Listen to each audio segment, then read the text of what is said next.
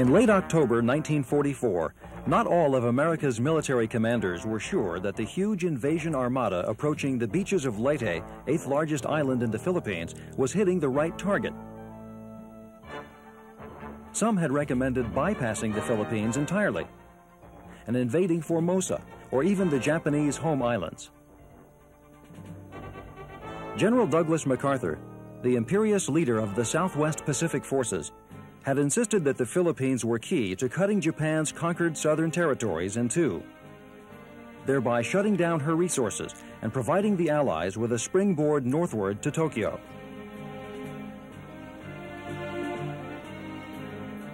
Leyte, held by tough but limited Japanese forces, was needed as a staging area for a later invasion of Luzon, where the main fighting of the Philippines campaign was expected to take place. The supporting U.S. Third Fleet was the mightiest naval force ever assembled. Its 95 ships would provide not only the guns, but the carrier-based air umbrella to ensure that the assault force, 4 divisions of the U.S. 6th Army, would go ashore secure against air or sea attack. Commanding the sprawling Third Fleet and reporting to Admiral Chester Nimitz, Commander-in-Chief of Pacific Forces at Pearl Harbor, was Admiral William F. Halsey, a pugnacious and outspoken fighting machine. But there were actually 2 American fleets in Leyte Gulf. Besides Halsey's awesome assemblage, there was the big 7th Fleet, sometimes called MacArthur's Navy. Its commander, Vice Admiral Thomas Kinkaid, reported to MacArthur. Kinkaid could act independently of the 3rd Fleet. The 7th Fleet's sprawling units included bombardment ships, escort carriers for ground support, minesweepers, and other landing-oriented assets. This dual command structure presented weaknesses that would later prompt Admiral Halsey to say, it was vital for the Navy never to expose itself again to the perils of a divided command. You have to go all the way back to Washington, D.C. to find a common commander for the American forces. This, of course, is not the ideal situation anytime you've got people working within a battle theater. You want someone in charge, ultimately, to make sure to coordinate, if nothing else. So that the Americans are set up for mistakes in that respect. Months earlier, the Japanese High Command had seen that they needed a decisive victory to turn the war around and avoid what Emperor Hirohito had called merciless peace turns. Although they had only a single hand left to play, it was a soberingly powerful one. Outside of carriers, the surface strength of the Imperial fleet was virtually undiminished and represented firepower that included the 18.1-inch weapons of the 64,000-ton sister ships Yamato and Musashi. Japanese air power had been greatly reduced in a series of stinging defeats.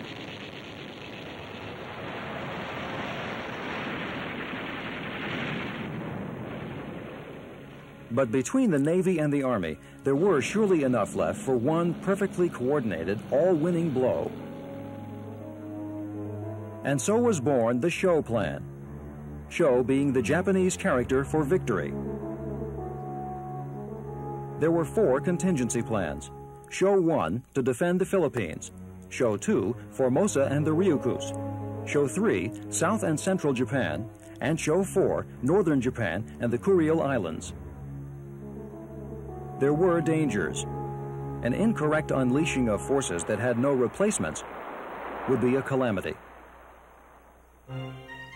All through September 1944, as the Leyte invasion armada assembled at Hollandia, New Guinea, and Manus in the Admiralties, elements of Halsey's Third Fleet busily neutralized the Japanese north flank.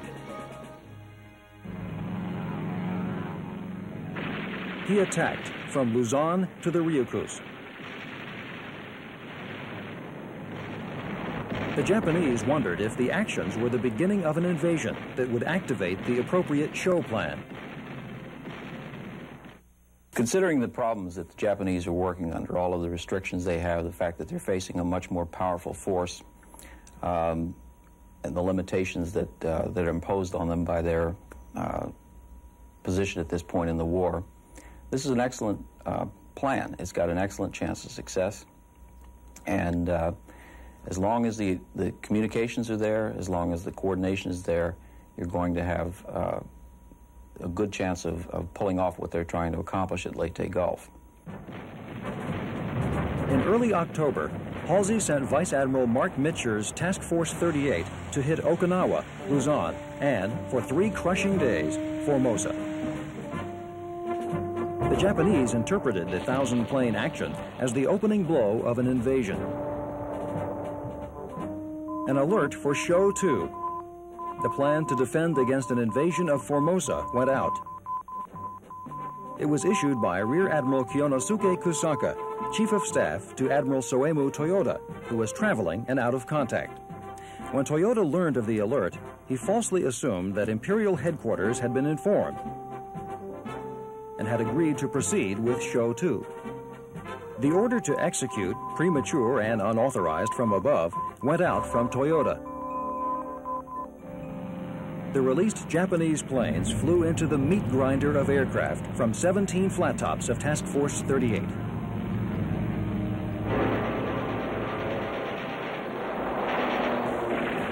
Somehow, in the fog of war, the Japanese saw every falling plane as one of the enemies. Each fiery crash into the sea became an American ship blowing up. Surviving Japanese pilots returned with claims of U.S. carriers sunk and squadrons of American planes shot down. Indeed, the cruisers Houston and Canberra were hit by torpedoes, but their repeated sightings by scores of enemy pilots turned them into a whole-sinking navy. In Japan, home radios blared out news of a great victory. That the Japanese believed it was wonderful. That Japan's military leaders also believed it was a disaster. The premature execution of the show plan had cost the Japanese hundreds of irreplaceable planes that had been gathered for the great counterstrike. When the invasion of Leyte reactivated the show plan, Japan found itself virtually without an air arm.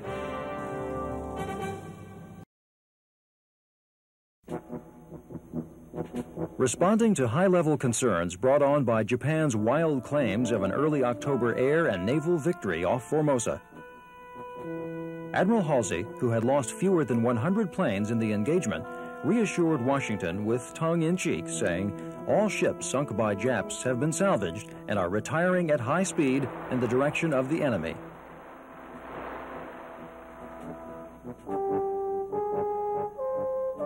When the U.S. invasion force hit Leyte hardly a week later, the Japanese were shocked, even though they had used this very island as the American objective in their tabletop wargaming.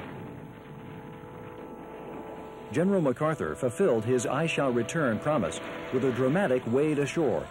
The Japanese said that if they knew he would be there, they would have tried to kill him. Just as planned by the Japanese, getting ashore for the American assault forces was the easy part. Although Leyte had some of the best landing beaches in the Pacific, its interior terrain was a nightmare. Swamps, rice paddies, streams, and a disabling sponginess kept vehicles roadbound and impeded airstrip building.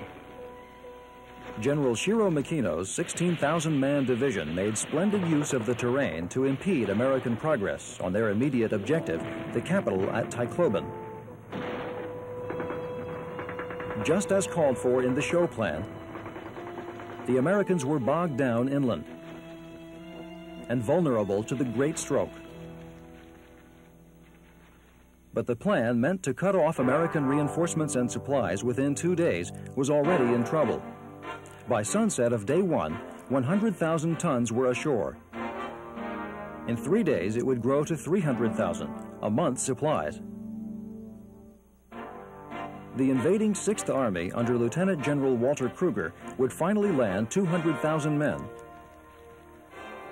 twice the invasion day strength of the entire Japanese force in the Philippines. Although their intelligence was slowed by poor communications, the Japanese now knew the American objective. Show 1 was implemented. The key to the plan was drawing away Admiral Halsey. The scrappy Halsey had sorely in mind the criticism heaped on Admiral Raymond Spruance when he had allowed a Japanese carrier force to escape in the Battle of the Philippine Sea 6 months before. Halsey's directions, his orders, his printed orders, stated that his principal task was to defend the landing of the 7th Fleet in the Philippines. But somebody had inserted an unnumbered paragraph, probably somebody who remembered the battle 6 months before, reading as follows: "In case opportunity for destruction of major portion of the enemy fleet offer or can be created, such destruction becomes the primary task. That is the tail that'll last wag the dog." In Show 1, the Northern Force, containing the decoying carriers, would be led by Vice Admiral Jisaburo Ozawa. It included a heavy carrier, 3 light carriers, 2 converted battleships with catapults, and supporting warships. Ozawa's fleet had only 100 planes. The main striking weapon, the center force, was commanded by Vice Admiral Takeo Kurita. It had 7 battleships, 13 cruisers, and 19 destroyers. The southern force would eventually split between Vice Admiral Kiyohide Shima and Vice Admiral Soji Nishimura. It contained 2 battleships, 3 cruisers, and 21 destroyers. Ideally, the forces would have concentrated in home waters.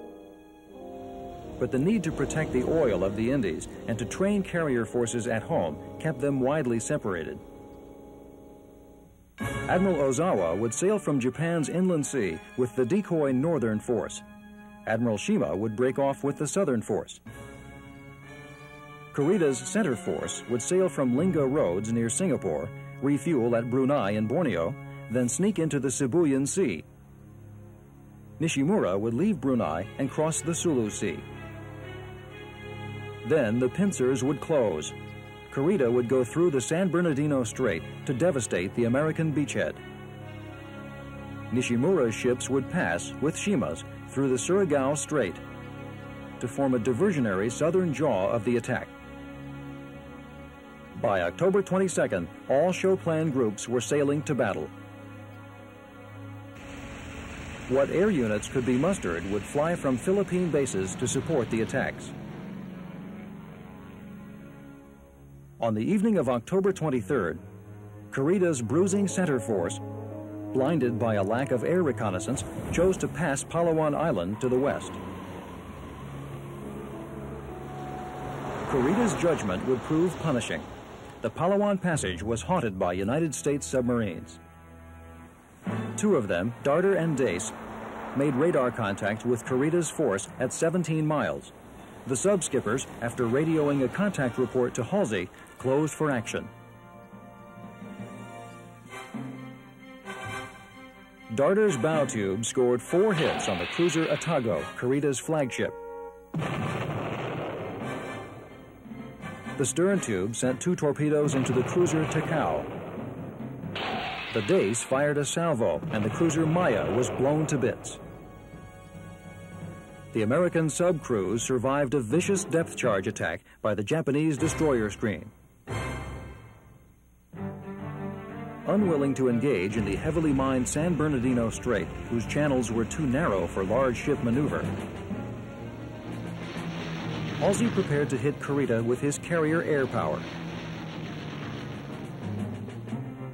As part of the show plan, the Japanese launched a series of attacks against Halsey from Philippine airfields. The 350 planes had been scavenged from China, Formosa, and the home islands. The brunt fell upon Rear Admiral Sherman's task group, the northernmost unit of the 3rd Fleet. The Japanese intention was both to sink ships and to lure American naval forces away from Kurita's center force thrust.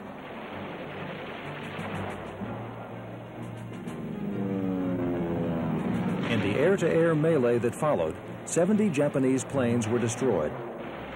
9 of them were shot down by Commander David McCampbell.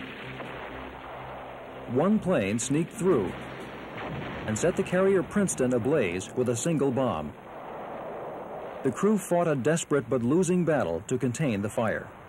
The cruiser Birmingham came alongside to help fight the fire and take off wounded crewmen. The cruiser Birmingham, came alongside the Princeton to help put out the fire. And as it did so, it got in position right alongside the magazine, and the magazine on the Princeton exploded, and the Birmingham, took more casualties than the Princeton. And then the captain said, well, let's put a torpedo into the Princeton. We've had enough. And the Reno did that. And here was this tremendous explosion of the Princeton, and it went down, and that was tough. Japan's center and southern forces en route to the Leyte beachhead would pay for the ineffectiveness of the show plan air power.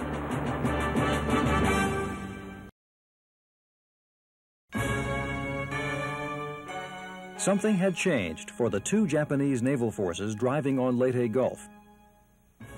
Admiral Halsey knew they were there. Both Kurita's center force in the Sibuyan Sea and Nishimura's branch of the southern force in the Sulu Sea endured waves of attacks by Halsey's carrier planes. The battleship Fuso was set afire. The super battleships Musashi and Yamato and the cruiser Miyoko were also hit. Between lost ships and the need to provide escorts for their cripples, the Japanese had lost 25% of their force. The Americans watched Kurita turn away. If he continues on into San Bernardino Strait under the heavy air attacks that he's been suffering all day, he's going to lose what little maneuverability he has, and with no air cover, that's the only thing he's got going for him. By turning around, moving out in the Sibuyan Sea, he maintains that maneuverability. Once the timing is right for him to turn back again, he makes the decision again to turn back, to go into San Bernardino Strait so that he can enter under the cover of darkness. Far to the north, Admiral Ozawa's decoy force sent a long radio message, hoping to attract Halsey away from Kurita and Nishimura. But it was not until Ozawa had launched a weak but ostentatious air attack and a later surface sortie that he at last got Halsey's attention.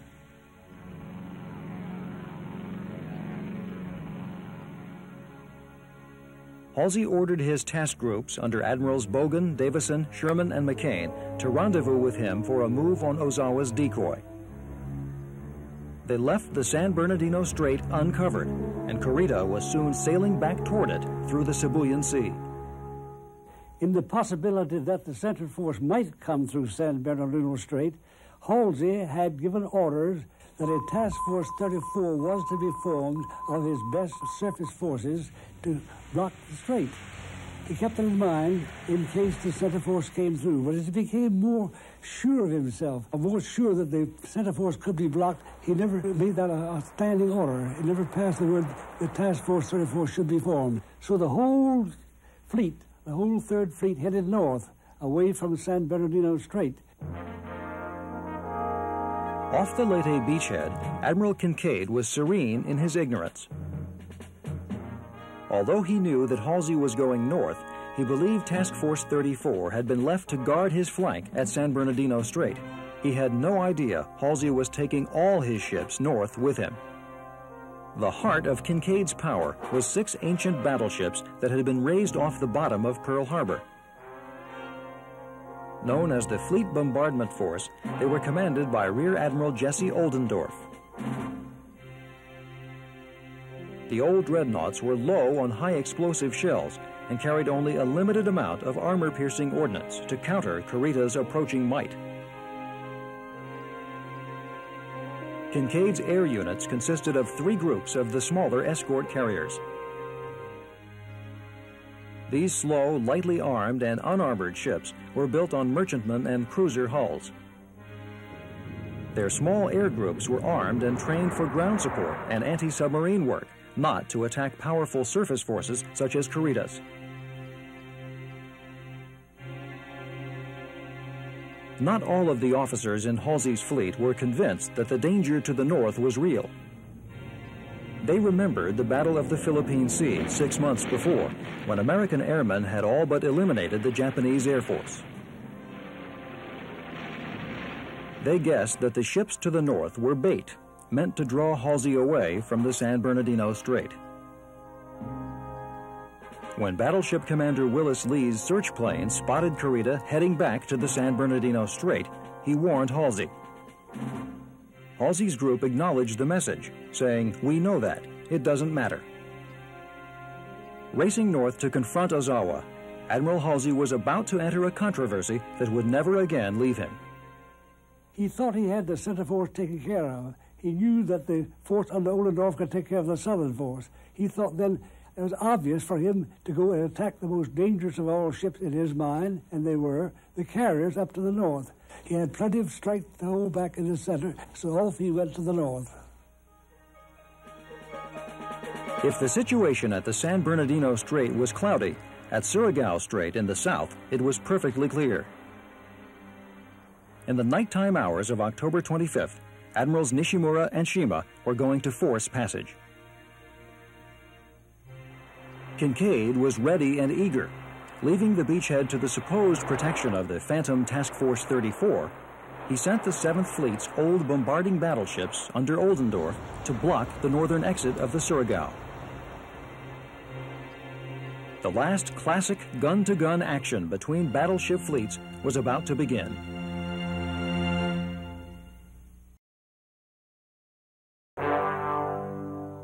Admiral Jesse Oldendorf's force of 7th Fleet bombardment ships waited tensely for the Japanese southern force to emerge from the northern entrance of SURIGAO Strait. In the strait, American PT boats found the enemy. Their harrying spreads of torpedoes against the big, fast-firing warships forced the Japanese into maneuvers that destroyed their timing and group coordination. In the bowels of the American battleships, crews readied the 14 and 16-inch guns, not for their usual shore bombardment, but to fight a rapidly moving seaborne enemy.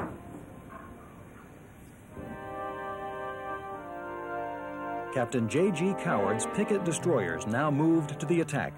Holding gunfire to conceal their location, they could only be picked up by Japanese searchlights and star shells. The next phase that Nishimura faces as he comes up through the strait is the destroyers. And here's where most of the damage is done, oddly enough, even though this is often touted as the great last gun battle and so forth. The guns have their effect, but the real damage to the Japanese fleet is done by the torpedoes of the oncoming destroyers.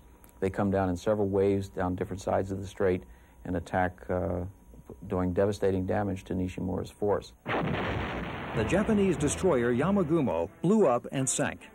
Torpedoes damaged 3 other destroyers and a battleship.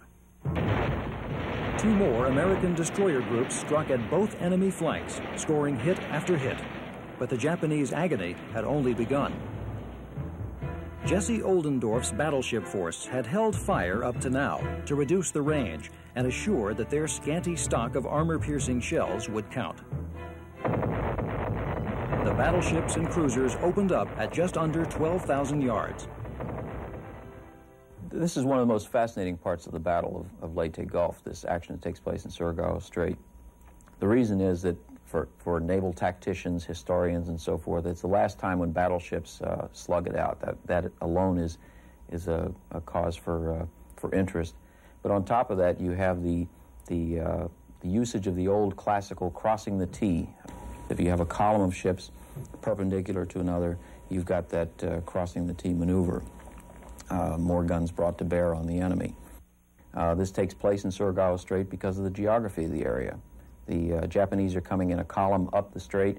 Oldendorf forms a column across the top of the strait, thereby capping the T and setting up this ultimate experience for any naval officer.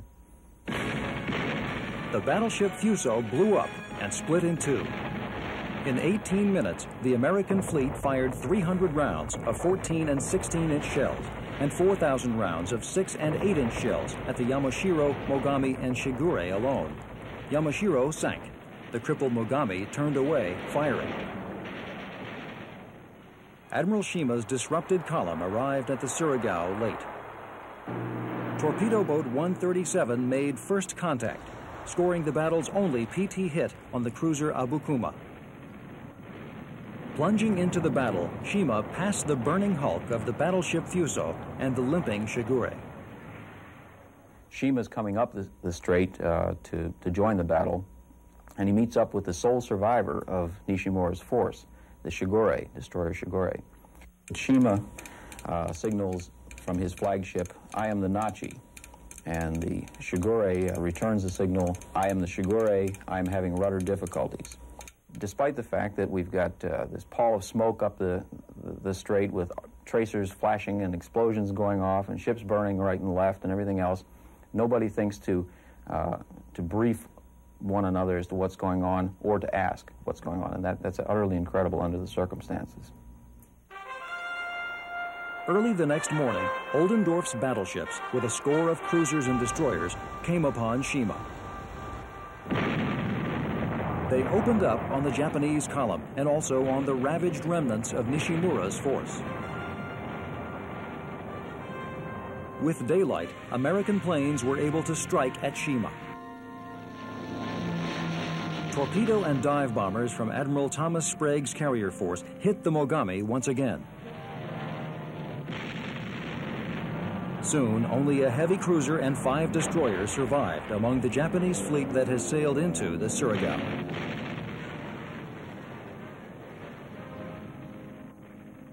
The 7th Fleet had lost only a PT boat. 1 destroyer had been damaged by friendly fire. A badly misplaced confidence set in. On Leyte, nothing seemed to be amiss. Indeed, the transfer of supplies was so well advanced after 5 days that most of the vulnerable transports had already sailed off. Elsewhere, Admiral Oldendorf's triumphant old battleships and their screen ships were chasing Japanese fleet remnants south of Leyte. To the north, 3 light escort carrier groups, designated Taffy 1, 2, and 3 by their radio call signs, were scattered below Samar, accompanied by their escort vessels. Under Rear Admirals Felix Stump, Thomas Sprague, and Clifton Sprague, the small carriers were providing ground support and keeping anti-submarine patrols.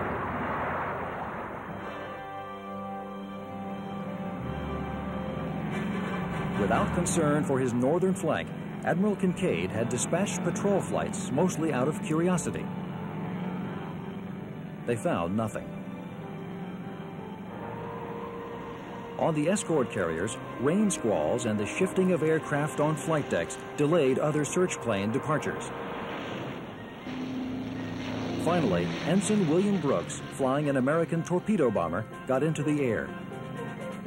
He soon spotted a massive enemy force bearing down on San Bernardino Strait from 20 miles, closing at 30 knots. The force included the super battleship Yamato, whose 18-inch guns could send a shell a lot farther than 20 miles. At this moment, early on October 25th, the San Bernardino Strait was uncovered, Halsey having sailed north with his powerful surface force to confront Ozawa. And Kurita was coming through, prepared to attack the exposed Leyte beachhead. With receipt of the contact report, nervous messages went out, but bad weather made reception erratic. You've got all of these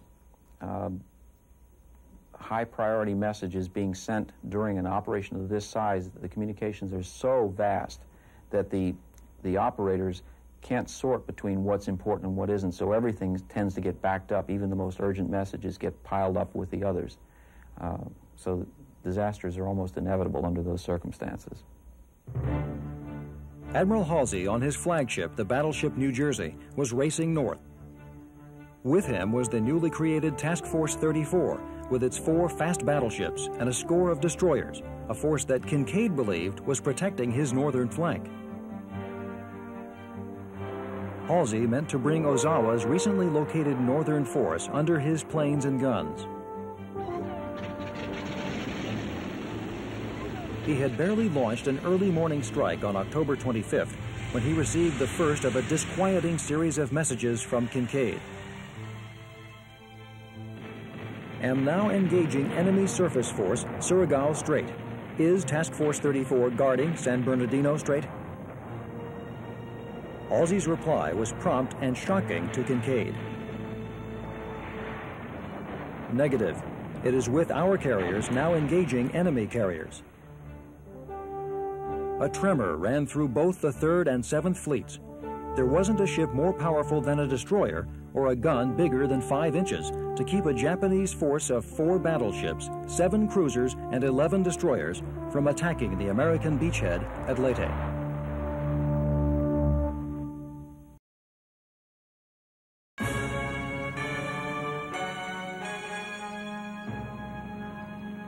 The report by an American patrol plane of a gigantic Japanese fleet heading for the San Bernardino Strait seemed hard to believe. But fire from the enemy battle fleet confirmed the grim discovery. Rear Admiral Clifton Ziggy Sprague's little escort carrier group, Taffy 3, lying off southeastern Samar, now stood between Corrida's sprinting giants and the unguarded Leyte beachhead. Its limited strength consisted of 6 unarmored and virtually unarmed escort carriers, 3 destroyers, and 4 destroyer escorts. The Navy had designated escort carriers as CVEs. The joke in the fleet was that this stood for combustible, vulnerable, and expendable. Taffy 3 turned to race for a rain squall, still trying to position itself between the approaching enemy and the Leyte beachhead. Within 5 minutes of Taffy 3's discovery, at a range of 18 miles, Corrida's fleet began a withering fire. Ziggy Sprague would say, "I didn't think we'd last 15 minutes, but I thought we might as well give 'em all we've got before we go down." The deck crews crammed anything they could lay their hands on into the planes. Where there were no torpedoes or armor-piercing bombs, they took off carrying depth charges and fragmentation bombs. Sprague ordered small boys intercept. The destroyers Howell and Heerman followed the lead of Commander Ernest Evans in the Johnston, who had already charged headlong at the Japanese fleet, firing torpedoes from a range of 8,000 yards, while under attack by 14 and 16-inch shells.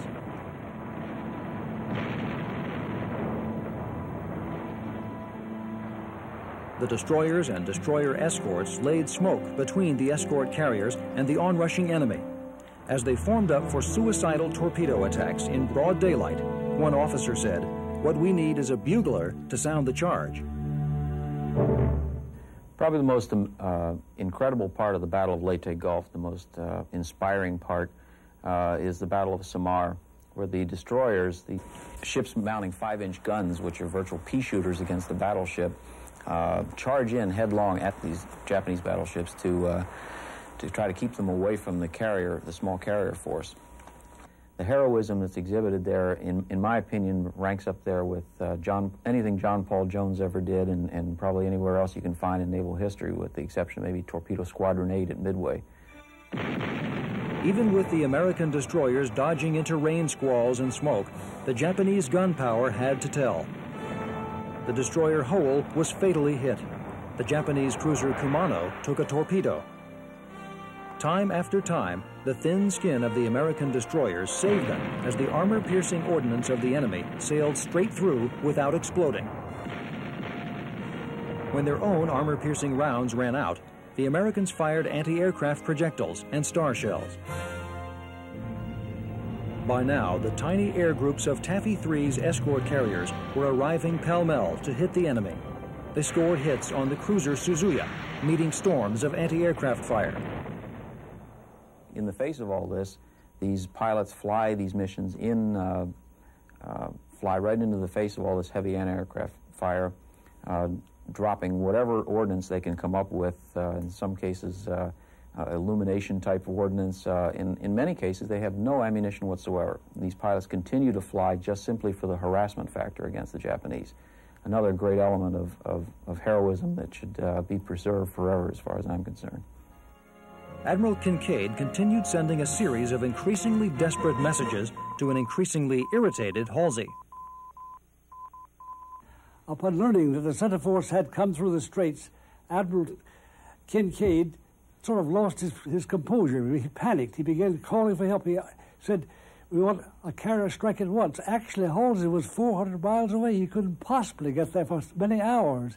Halsey called for his one task group that wasn't with him off to the north to come and give some help, but that was almost as far away as Halsey was himself. Kinkaid kept on calling for help, a hopeless call for help. Finally, he said, "My old battleship's short of ammunition." On board his flagship, Halsey's stomach was tied in knots. He couldn't believe his friend Kinkaid could be so frantic. He couldn't believe that the danger he thought behind him had become a real danger. At Pacific Fleet headquarters at Pearl Harbor, Admiral Chester Nimitz was following the communications with concern.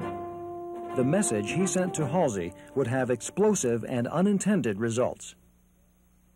So it went through, "Where is Task Force 34?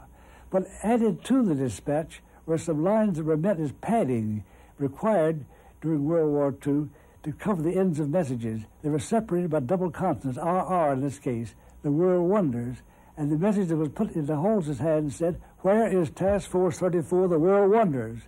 And getting a message like that from the big boss was too much. Upon receiving Nimitz's message, Halsey is said to have burst into sobs. He threw his hat onto the deck, then ordered powerful units of his fleet to turn about and head back south.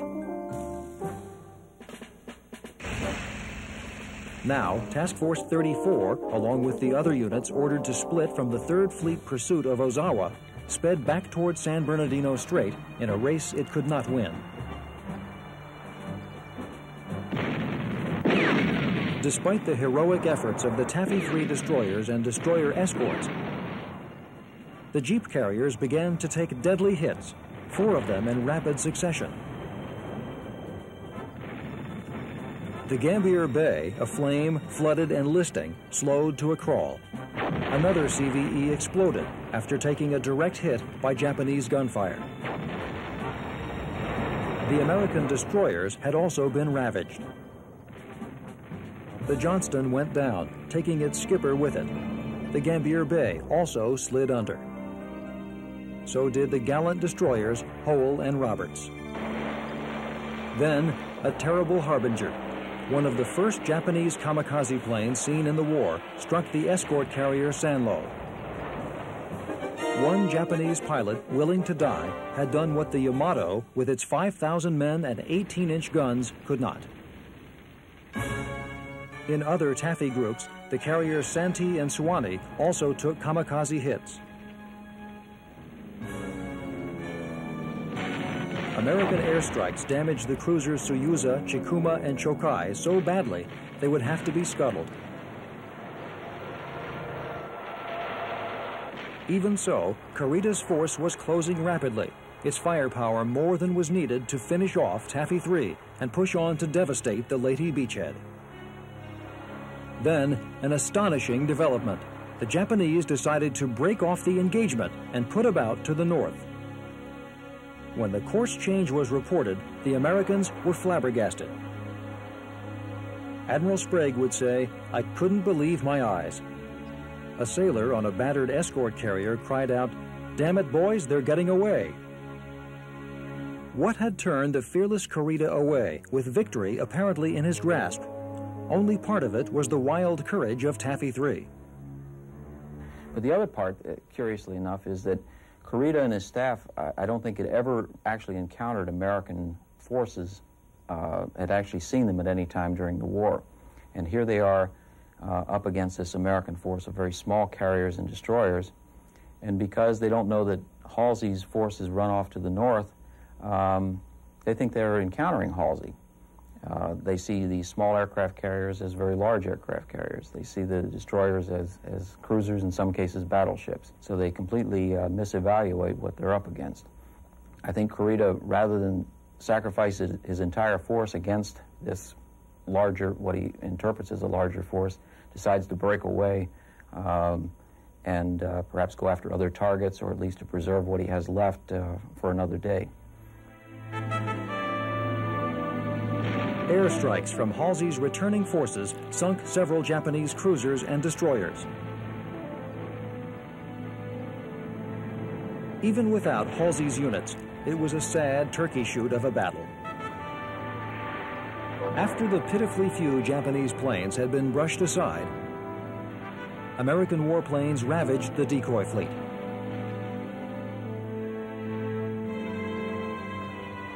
The Zuikaku, last of the Pearl Harbor carriers, went down, along with 3 light carriers and a destroyer.